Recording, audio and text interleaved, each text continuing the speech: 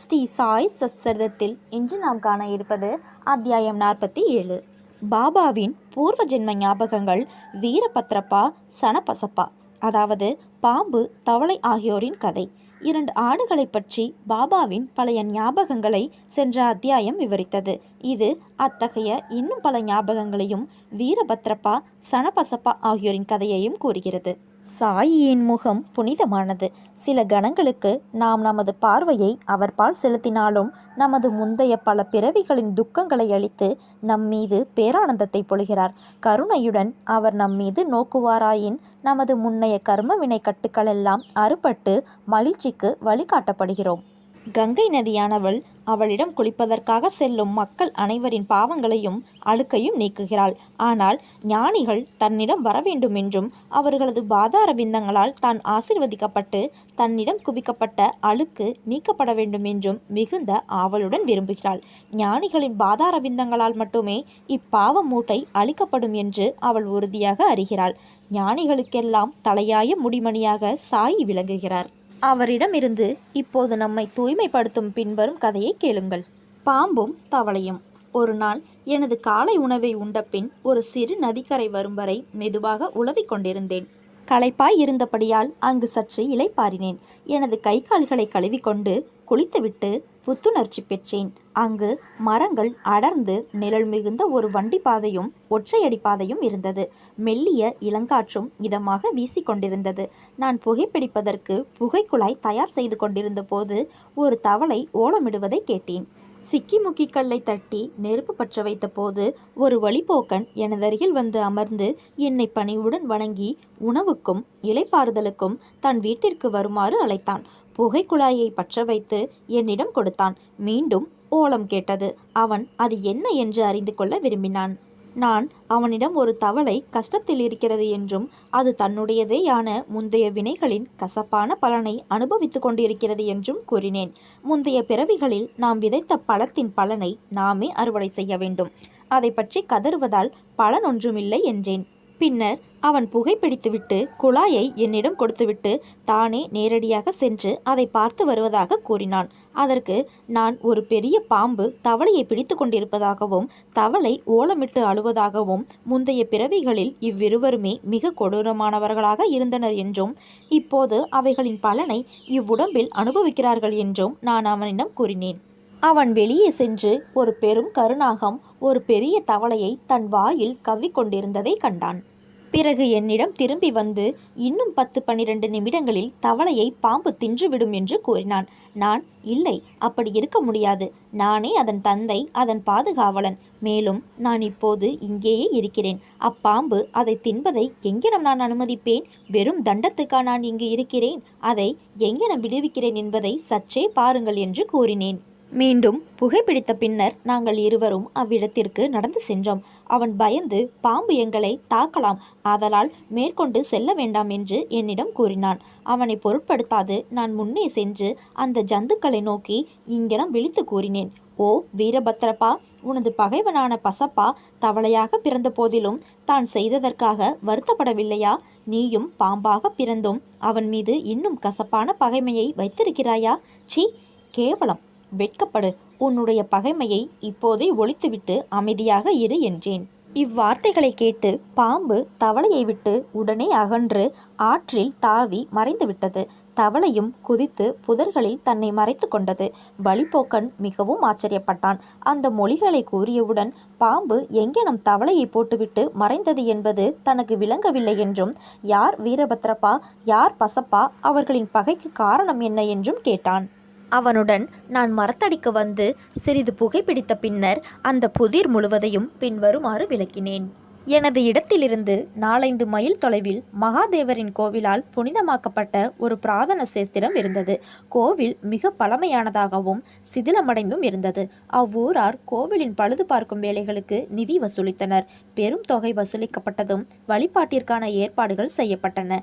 பழுது பார்ப்பதற்கு திட்டமும் மதிப்பீடும் தயாரிக்கப்பட்டது.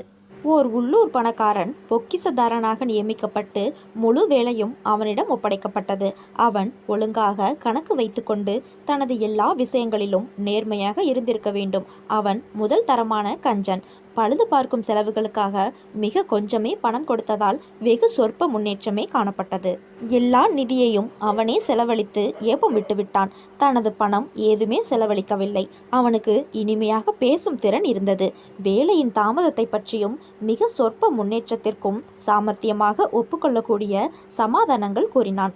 அவனால் ஆன மிகச் சிறந்த முயற்சியை செய்து உதவினாலன்றி வேலை பூர்த்தியடையாது என்று மக்கள் மீண்டும் அவனிடம் சென்று கூறினர். அவ்வேலையை செய்து முடிக்க அவர்கள் அவனை வேண்டிக் கொண்டு மீண்டும் நிதி சேகரித்து அவனிடம் கொடுத்தனர். அவன் அதை பெற்றுக்கொண்டு முன்போலவே எவ்வித முன்னேற்றமும் செய்யாமல் இருந்தான். சில நாட்களுக்கு பிறகு மகாதேவின் மனைவியின் கனவில் தோன்றி, எழுந்திரு, கோவிலின் கோபுரத்தை கட்டு என்றார். நீ செலவழித்ததைப் போல் 100 பங்கு உனக்கு திருப்பி தருகிறேன் என்று கனவில் அவளிடம் கூறினார். இக்காட்சியை அவள் தன்னுடைய கணவனுக்கு அறிவித்தாள்.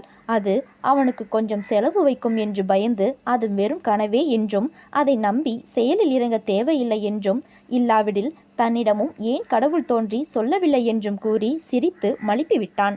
அவன் அவளிடமிருந்து நெடும் தொலைவிலா இருந்தான். கணவன் மனைவியிடத்தே மனஸ்தாபம் உண்டாக்கும் நோக்கத்துடன் கூடிய கெட்ட கனவு மாதிரி தோன்றுகிறது என்றான். அவள் அமைதியாக இருக்க வேண்டியதாயிற்று. நன்கொடையாளர்களின் விருப்பத்திற்கு மாறாக சேகரிக்கப்படும் பெரும் தொகைகளை கடவுள் விரும்புவதில்லை. ஆனால் அன்பு, பக்தி, ஆர்வம் இவற்றுடன் கொடுக்கப்படும் எளிய தொகைகளையே அவர் உவப்புடன் ஏற்கிறார்.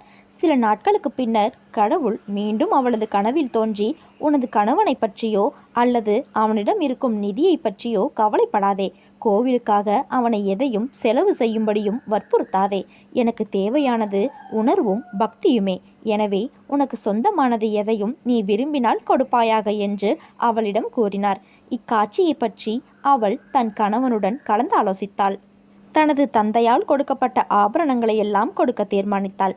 கஞ்சன் கலக்கமடைந்து கடவுளையே இவ்விஷயத்தில் ஏமாற்ற தீர்மானித்தான். அவன் அவ்வாபரணங்களை ரூபாய் 1000ற்கு குறைவாக மதிப்பீடு செய்து தானே வாங்கி கொண்டு அதற்கு பதிலாக கடவுளுக்கு ஒரு நிலத்தை பாதுகாப்பு சொத்தாக அளித்தான். இதற்கு மனைவியும் சம்மதித்தாள். இந்நிலமும் அவனுடையது அல்ல. டுபகி என்ற ஏழை பெண்மணி ஒருத்தி அதை அவனிடம் ரூபாய் 200க்கு அடமானம் வைத்து நெடுநாளாக அதை மீட்க முடியாமல் இருந்தாள். எனவே கபடமான அக்கஞ்சன் தனது மனைவி டுபகி மற்றும் கடவுள் அனைவரையும் ஏமாற்றினான். நிலமோ தரிசு, ஒன்றுக்கும் பயனற்றது.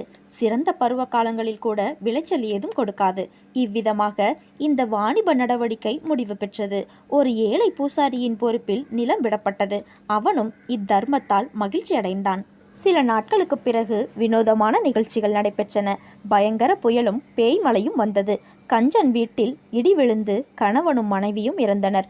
டுபகியும் மரணமடைந்தாள். அடுத்த பிறவியில் அப்பணக்கார கஞ்சன் மதுராவில் ஒரு அந்தன குடும்பத்தில் பிறந்து வீரபத்ரப்பா என்று பெயரிடப்பட்டான். அவனுடைய பக்தியுள்ள மனைவி கோவில் பூசாரியின் மகளாக பிறந்து கௌரி என்று பெயரிடப்பட்டாள். டுபகி கோவில் பணி செய்பவர் ஒருவரின் குடும்பத்தில் ஆணாக பிறந்து சனபசப்பா என்று பெயரிடப்பட்டாள். அப்பூசாரி எனது நண்பன். அவன் அடிக்கடி என்னிடம் வந்து உரையாடி புகைப்பிடிப்பான். அவனது மகளான கௌரியும் என்னிடம் பக்தி பூண்டவள். அவள் வேகமாக வளர்ந்தாள். அவளது தகப்பனார் நல்ல வரன் ஒன்றை அவளுக்கு தேடினார்.